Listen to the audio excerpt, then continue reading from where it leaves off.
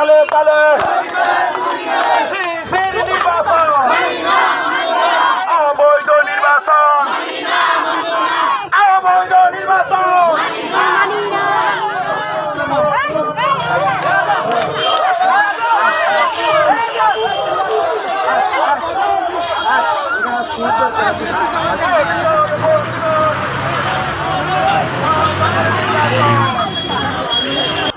আপনার আমাদের আজকের এই সাতখিল উপজেলা কেন্দ্রিক যে 2024 নির্বাচন চলতেছে,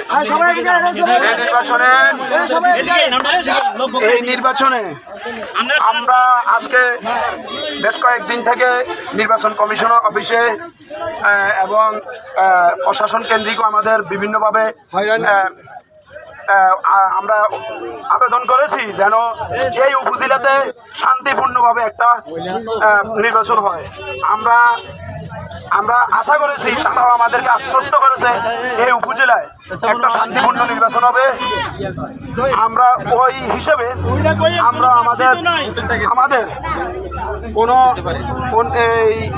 কোনোভাবে এই উপজেলা কেন্দ্রিক কোনোভাবে কেউ আমাদের প্রার্থী জয়রাম আজাদ খানের কোনো ব্যক্তি সুস্থভাবে কোনো এজেন্ট কেন্দ্রে পৌঁছাইতে পারে নাই, বসতে পারে নাই, এবং আমাদের কোনো কর্মীও ঠিকমতো ভোট দিতে পারে নাই।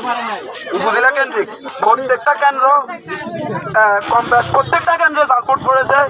আমরা নিজেও প্রত্যক্ষভাবে দেখেছি, আমি নিজেও দেখেছি। আবু তারাব কেন্দ্রে, পানিজাপাড়া আবু তারাব কেন্দ্রেও, বড় আদিয়াবাড়ি স্কুল কেন্দ্রেও এবং কাছারিবাজার উচ্চ বিদ্যালয়, সাদেরখিল, বিভিন্ন অঞ্চলে বদলগড় হাই স্কুল, বিভিন্ন স্কুলে, সব স্কুলের নাম ধরতে পারতেছি না, বিভিন্ন স্কুলে জালভোট পড়েছে। এবং জালভোট তো পড়ছে, আমাদের কোনো এজেন্টকেও বসতে দেয় নাই। তারা বিভিন্নভাবে হয়রানি করছে, মারধর করছে, ধাক্কা দিয়ে বাড়ি করে দিছে, বিভিন্ন ধরনের হুমকি ধমকি দিছে। এখন যারা আসলে আমি তো আমাদের যাদেরকে বাড়ি করে দিছে তাদের মুখ থেকে শুনেছি, তারাও এখানে আছে। ওদের কাছ থেকেও আমাদের বিভিন্ন সাংবাদিক ভাইরা তথ্য নিয়েছে, আপনারা দেখবেন আশা করি। এবং আমার পিছনের সামনে আমার এলাকা দলমত নির্বিশেষে সর্বস্তরের জনগণ এখানে আছে।